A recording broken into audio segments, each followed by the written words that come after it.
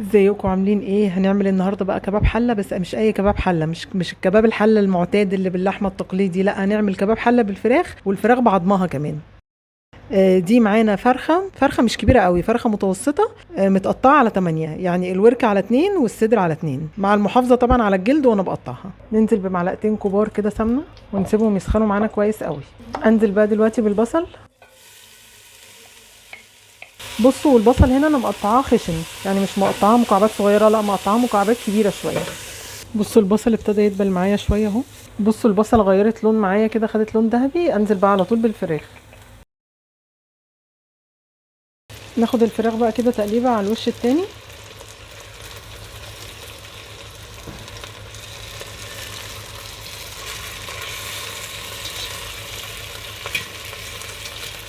نضيف بقى دلوقتي التوابل، ملح وفلفل وبهارات وقرفه.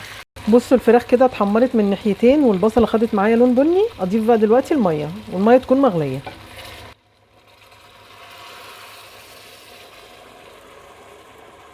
انا كل اللي انا ضفته هنا كوبايه ميه مغليه. هغطي بقى واوطي عليها النار خالص.